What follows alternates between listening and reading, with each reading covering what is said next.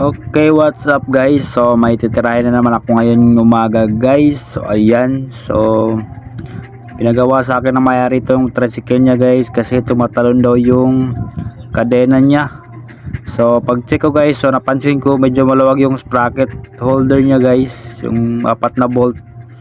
So ginawa ko is tinatanggal ko muna yung gulong para mahigpitan ko yung sprocket niya guys. So ayan.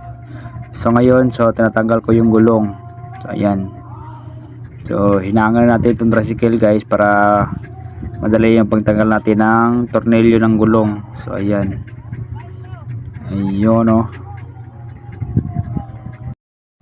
So tinulungan pala ako ng pinsan ko dito guys. So tinulungan niya akong gumawa guys para hindi masyado tayong mahirapan guys. So ayan. So siya rin kasi minsan nagdadala nitong ano guys, itong motor na ito guys, kasi ito siyang driver nito guys minsan.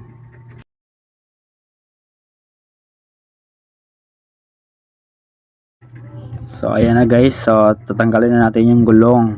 So ayan, so para maigpitan ko na yung sprocket nya. Ayun oh.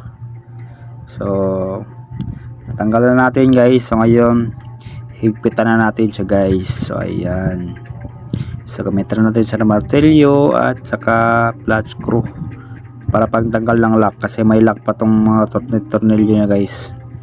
Ayan, yan lang ka basic guys.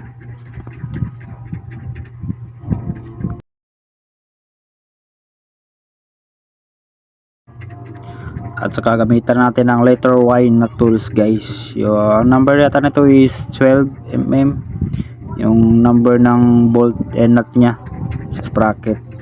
So ayan, ganyan lang pagigpit natin guys, pa cross lang. So ayan, so nagpitan ko na guys. So ibabalik na natin yung lock nya guys. Ayan, para hindi siya lumuwag bigla. So kailangan may lock talaga siya guys. So ayan, so natapos na natin guys. So ikakabit na natin yung gulong. So ayan.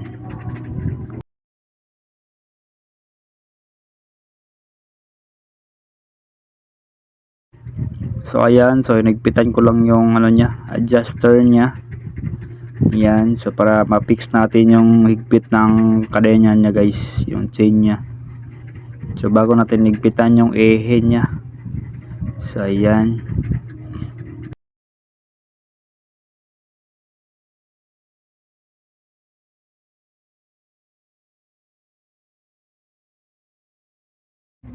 So ito na nga guys, so natapos na natin guys. So nakabit ko na yung gulong. So na-fix ko na rin yung higpit ng kadena niya guys. So drive test na to ng may-ari guys. Ayan, so magkakarga pa to ng itlog guys at saka bigas. Ayan, so konti lang naman yung dumi ng kamay natin guys. So carry lang. Ayun oh. So drive ano lang siya, drive check lang yung ano guys, drive test ng kay may-ari guys. So ayun oh. So ayun lang guys, salamat sa panonood, bye bye, God bless. Sheesh.